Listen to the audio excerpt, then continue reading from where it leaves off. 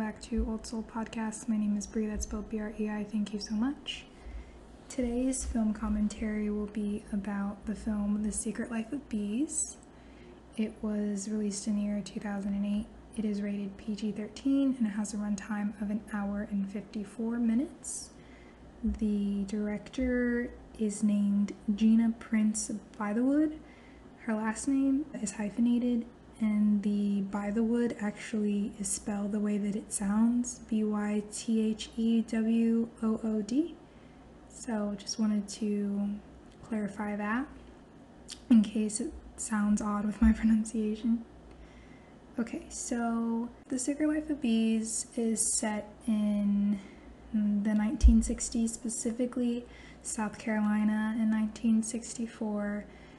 It depicts the life of many women, but we do basically follow from beginning to end the life of a young girl whose character name is Lily.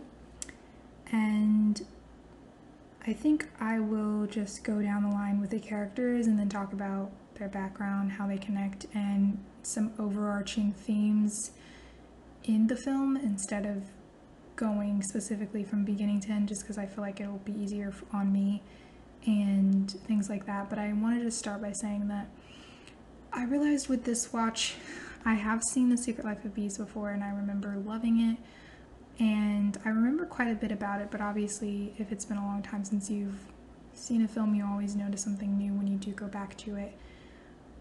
I still relate to this film almost even more as an adult now than I did when I was a kid, and I didn't really realize how much of like a girls film this is. I feel like if the main character had been a black girl, although I don't have any disputes about the way that it is depicted in the way that they decided to go about this film, but sometimes in certain parts of the film it feels like so authentic to the black experience and in a way that is not stereotypical while still harping on the violence of just simply existing as a black person on screen in real life. Sometimes I forgot that there were non-black characters in the film outside of certain sections, because it felt very much like a love letter to black women in some spots, and I appreciated that, and it was really comforting, and it felt like going home in some moments of the film, especially I think the second half of the film. And so I'll kind of get into that too, but I just wanted to note that a little bit. So basically we're starting with Lily as the main character throughout the film, and it does sort of branch off a little bit, and like I said, the second half feels like almost a different movie, but not in a way that it feels like it didn't know what it was doing or it had bad pacing, but it did feel like there was a major shift, and I think it has a lot to do with the character arcs changing and the characters growing as individuals.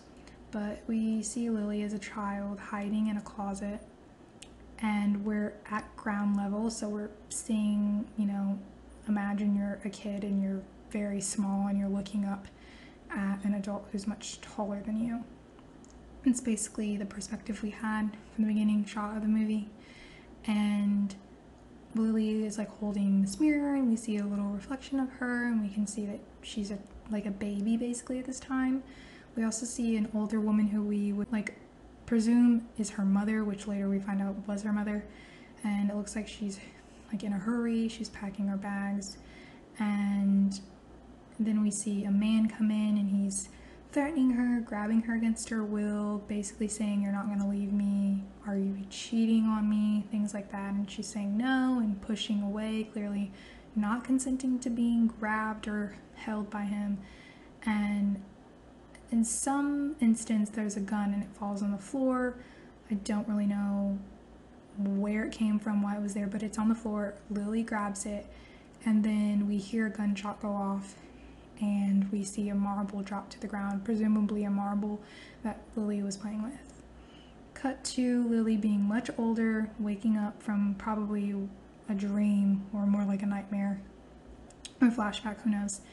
And she's much older. She is speaking like as a voiceover, that basically the one thing she really learned about herself was that she was the reason her mom was dead. And we're presuming that she shot the gun, obviously by accident because she was a child, but she is holding on to this harbored guilt of her mother's no longer in her life, she fills that void, and she's the cause of that. If that was the case, because again, we didn't actually see what happened, we can just hear and assume, it doesn't, like, it clearly was an accident, but the fact that she has so much guilt and shame, and we find pretty quickly that her father is super possessive, sexist. I'm gonna assume he's racist as well. Just some commentary that he makes at some point in the film. And he really like allows Lily to attach that guilt to herself by saying things like, oh, well, your mother left. She didn't want you either. And at some point when we saw, you know, the mom coming in and like packing up things, this was after the mom had already left and had returned, if we're kind of, you know, having some sort of understanding there. But yeah, and basically the first portion of the film is Lily dealing with her inner demons associated to the guilt of losing her mother, feeling like it was her fault, whether she believes it was an accident or not, to the point where, you know, she's counting her steps on the peach field that I don't know if they own or just, you know, run that specific one, whatever. She's a white girl with a white father in the 1960s, so there's levels of privilege here. And she has, you know, she pulls out this little box. It looks sort of like a jewelry box of some sort, of trinkets, of things that remind her of her mother, to the point where she has a picture of her mom, one item amongst other items, that she places on her stomach. It seems that she's trying to be closer to her mom, and again, she's outside. She knows exactly where this box is buried, and she keeps it hidden from her father, who she doesn't call father. She calls him T-Ray. Like, she gives her father a nickname, if that tells you anything about their relationship. And she, you know, kind of stares off in the sky, even though it's the middle of the night. Things like that. Her dad gets mad about every little thing she does. She's clearly walking on eggshells, you know. Her birthday was coming up, and she said, you know, most girls like these, but I just want you to tell me something about my mother. And then, of course, he does tell her reluctantly, sort of, and then he makes it sort of a toxic thing about her mom and, like, how her mom was crazy, so on and so forth. And yeah, it's just really toxic. I can feel the anxiety and the turmoil just everywhere in that home. And it's unfortunate, to say the least. And it seems like the person who she's had around her and who she was able to sort of find some sort of peace with is her, I guess you could call her maid, nanny, worker, and her name is Rosalind. So, of course, in the 1960s, Black people didn't have a lot of options when it came to work. Rosalind seems like she's like a nanny, homemaker, or whatever, taking care of Lily, which historically Black women were known to be basically raising white children, and that was the way that they made their money, and that's how it was. Another unfortunate thing, but a factual thing. But Rosalind has a voice, and we see that pretty quickly. Like, she's really strong-minded.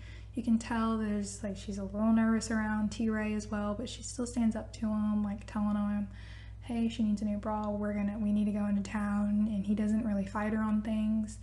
And she really wants to go into town so she can vote, which is like a new thing that's being passed during this time. And, you know, she really tests the limits sometimes, to the point where she almost loses her life. There is also another scene I want to talk about in terms of like trauma and dynamics with her parent.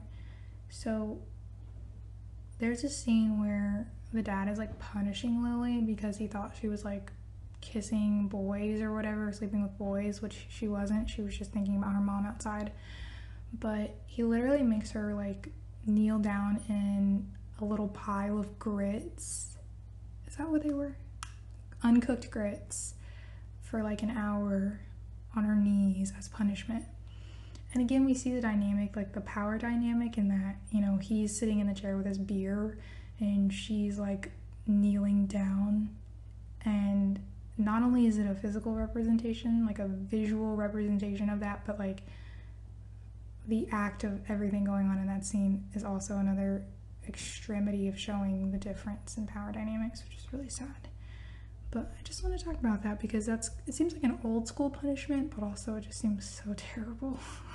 Slightly abusive, maybe entirely abusive, nothing slightly about it, but you know, it's the equivalent of like a whooping or a beating or a spanking, where like old school versions of that, people will be like, well, I got spankings and I turned out fine. That was like the form of punishment. But now when you get older, you're kind of like, maybe people should not have been doing that to their children. The levels of like abuse and the historical context of whoopings in connection to slavery, like it's a whole thing of complexities. But I just thought the form of punishment was something I should bring up, not just because of the power dynamics, but the actual punishment itself. So back to Rosalind. Of course, like I said, this is the 60s, so not talking about racism would almost be like erasure of what the time was. So, you know, you have little pieces of like what's going on politically, showing clips of like Martin Luther King and talking about voting, but then we see scenes of, you know, white, you know, very violent, vicious, hateful white men saying the N-word with a hard ER. Rosalind basically getting beaten to death and her life threatened because she decided to, you know, stand up for herself. Whether people agree with the way that she did or not, I don't care. And just things like that are another point of showing just how terrible and dangerous and violent racism is and was. And yeah, it's always a really harsh reminder. And I feel like there are people who will say, well, I don't want to watch like slave films or films that talk about older times because I don't, you know, we're past that. And I'm like, yeah, I get that, especially with this generation, like not wanting to dwell on those things because it can be very, very taxing on the brain and stressful and traumatic to watch things like that, especially as a Black person. But I really, really, really do like that there's a reminder there, because I do feel like a lot of people, well, a lot of ignorant people will say things like, oh, that was like 100 years ago, even though the effects of slavery are still very much present in different forms, whether people want to say it's better or not. And to see it on screen and to know that it was that bad and then some, like, take everything you've learned about it, the horrors that you've heard about slavery and, you know, before the civil rights movement really actually started to have positive effects, and then just know that you still don't know how terrible it was, because honestly, imagining it isn't even enough to know the horrors of it. But every time I feel like I know enough about it or a lot about it, I hear something else and I'm like, that's fucking insane, honestly. So it's always a really harsh reminder, but it's something that you should never, ever forget. So just wanted to bring that up. And I do feel like the film does a really good job of staying away from the concept of white savior complexes that we see in films like The Help. Even though I do like The Help, I do acknowledge that there's a lot of problems with that film, as well as, you know, things like Green Book, things like that, films like that. I do feel like because of the second half of The Secret Life of Bees, once Lily gets to, you know, the pink house, reference to the film, it definitely does the film a justice and makes it sort of settle into the film that it becomes. But I was a little weary that with this watch now being like 25 years old, thinking, is this going to be a white savior film? But I don't think it went there. I thought it was going to go there. And in some moments I kind of saw that, but it quickly reverted back. And I think the thing that saved this film is it was very aware of itself. The characters' commentary was funny sometimes. They had, comic relief. They were just normal, everyday people surviving without all the hecticness of the outside world once we got to the house. But they never stopped acknowledging the privilege. They never let the Black characters be, side props. They were the film. Yeah, they brought everything. They even made commentary about the differences and the changes, not just in race, but also with gender. So that's what made this film better than I think the films that do tend to be, or do tend to have a lot of white savior complexes. So, and I don't think this one had that.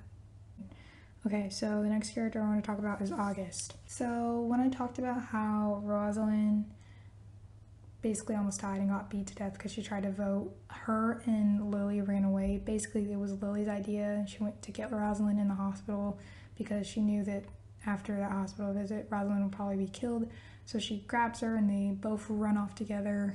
At first, they don't really even know where they're going, but Lily remembers some advertisement for like a honey brand, and then they get to some town and they see that same advertisement, and she asks the owner, like, who owns this, like, who's in charge of this honey, and then he tells her all the details, and they find out that it's a honey brand that is produced and made by Black women.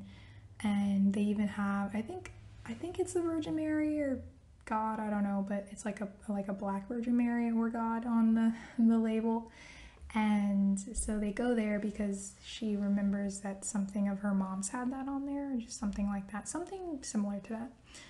And they go there and they basically find refuge there, although not all the sisters are agreeing that she should stay there.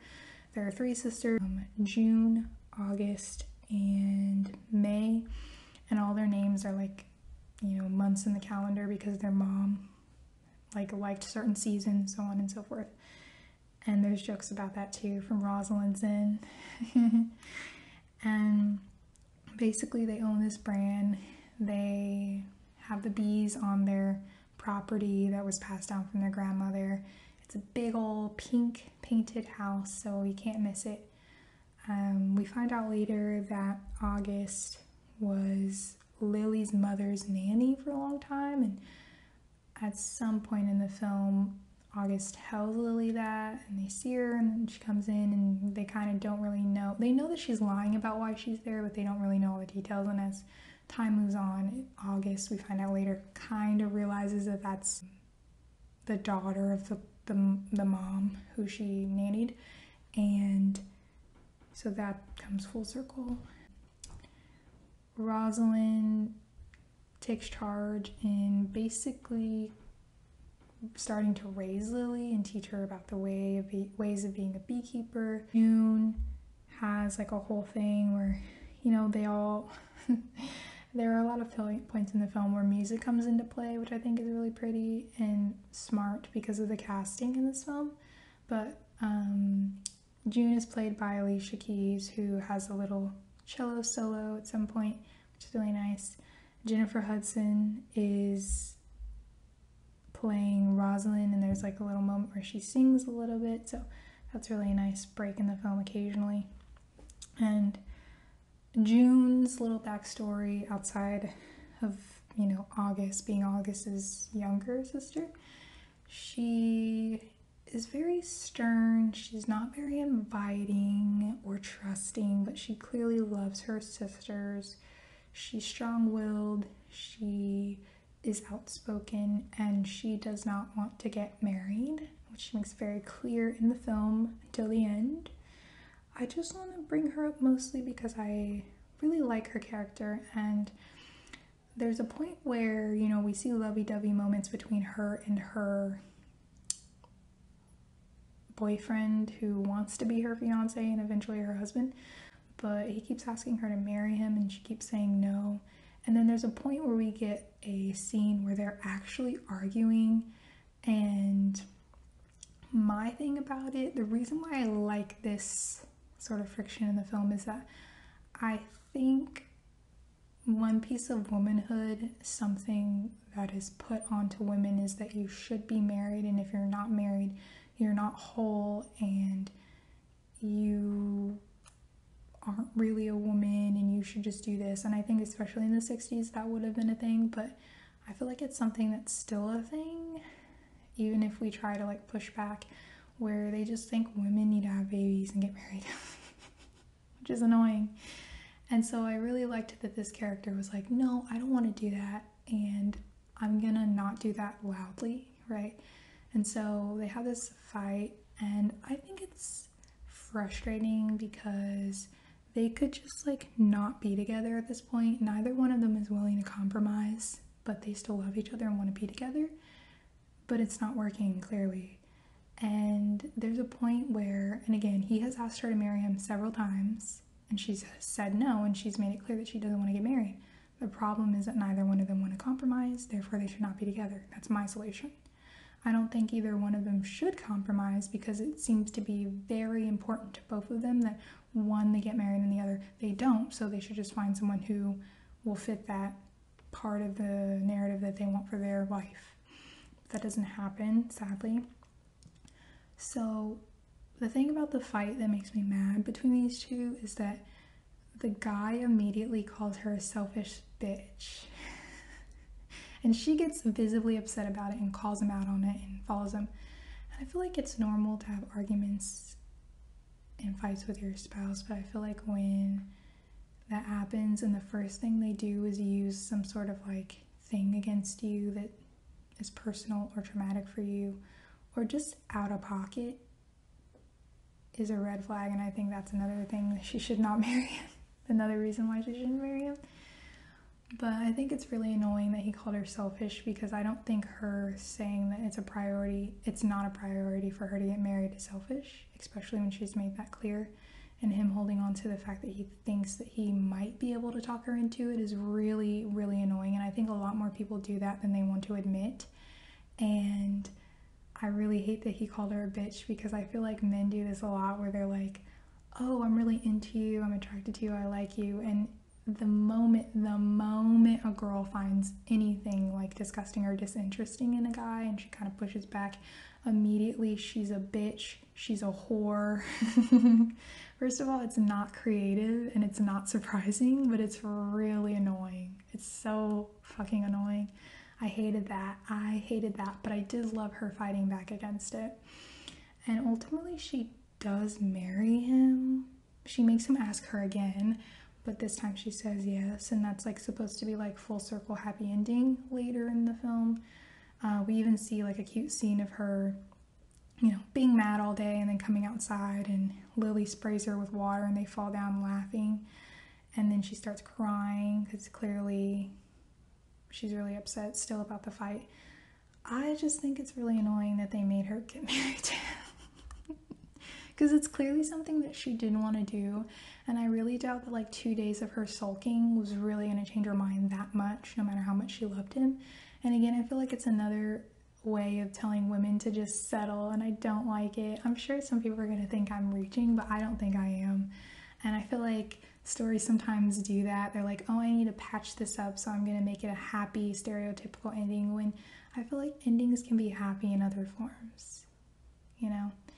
And then we move on to May, who clearly is constantly dealing with a battle of anxiety and loss and grief throughout the film. You know, she has several moments where she starts crying her eyes out for her sister that they lost. I don't remember what her name was, but so she has like this long little wall made of stones. It's not too high, where she goes and puts notes of things that she's feeling, burdening her, and kind of staying in her body in sort of an energy, stressful anxiety way.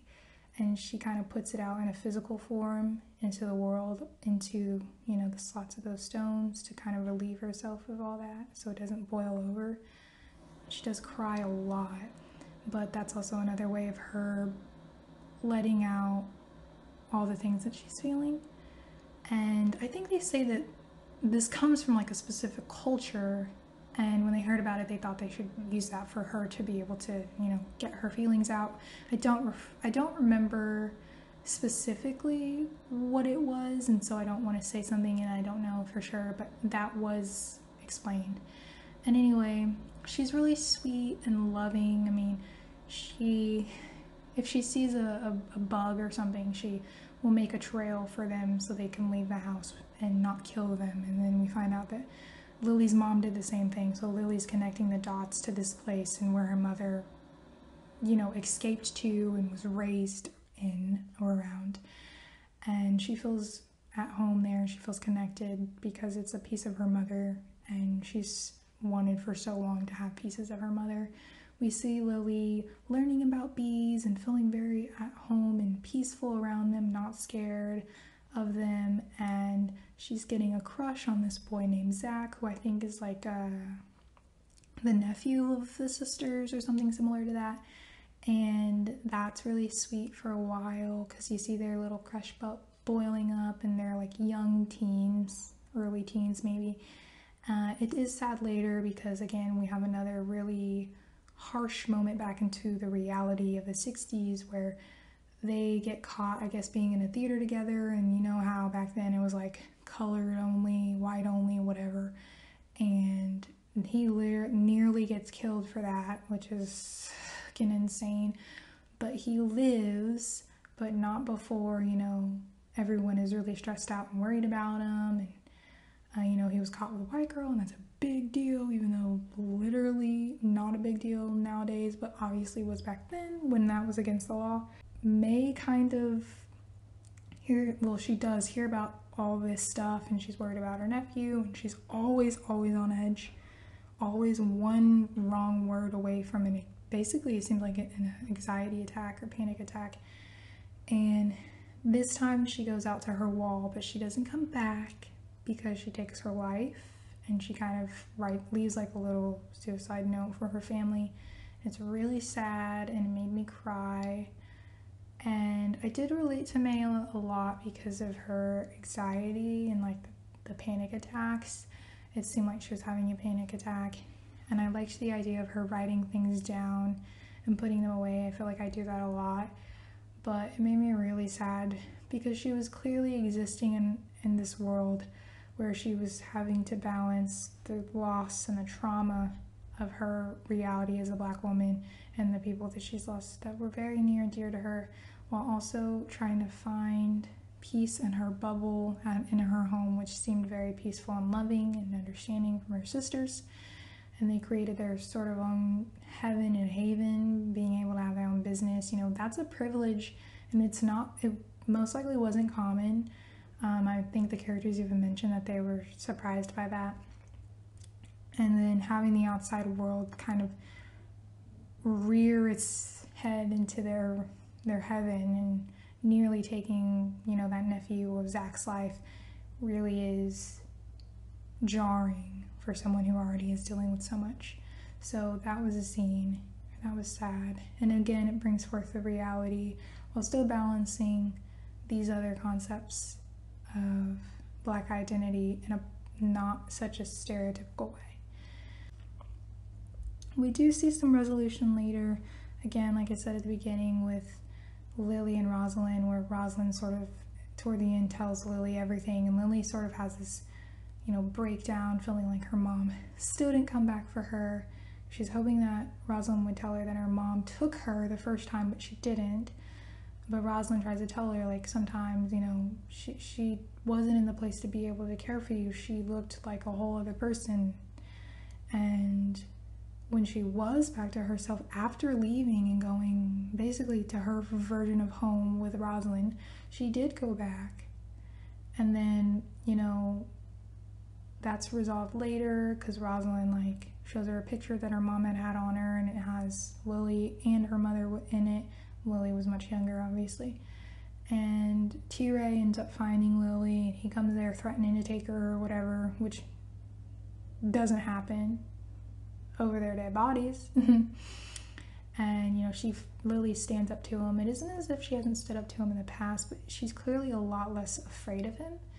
And, you know, she's standing on her own 2 feet, and she's looking him directly in the eye, and she's asking him all the questions that she's been wanting, and she's not backing down like before, where she would kind of look away or flinch, or, you know, this time she's doing none of that, and she knows that she has people to back her up. She even refers to the women as her mothers. She has more mothers than any girl on the street, which at first I didn't know how I felt about that, because it felt like the nanny thing again, but I don't know, seeing their relationships on screen, it just felt natural, it just felt normal. It didn't feel like they were burdened by Lily, and it didn't feel like Lily was just thrown at them to be taken care of. It felt like she fought just as hard for them as they had fought for her, and so I felt like that title was earned. And clearly she's a child and they're adults, so it's going to be natural that they seem like mother figures to her more than anything else. And you also see with the character Zach, after that instance, he had to grow up really quickly because, you know, Black children, I feel like, have to grow up quicker in the sense that they always have to fear, they always have this veil over them, you know, there's a double consciousness, and whatever veil was over him was ripped off after that incident, and he wasn't the same. You know, that childhood light in his eye was gone, sadly, and I think that's also another harsh reality for Black kids in general, but specifically from the perspective of Black males, and that was shown here too. And yeah, we see that they get sort of their happily ever after, even though May has passed. And I didn't like the, oh, I'm gonna get married now ending.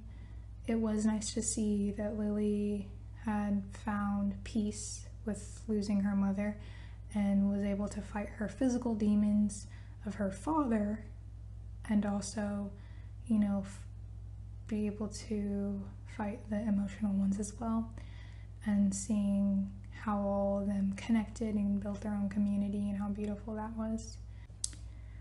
My quote segment. This quote is being said by Lily. These are the first lines of the film when it's voiceovering after the flashback to when she was younger. I killed my mother when I was 4 years old. She was all I ever wanted, and I took her away.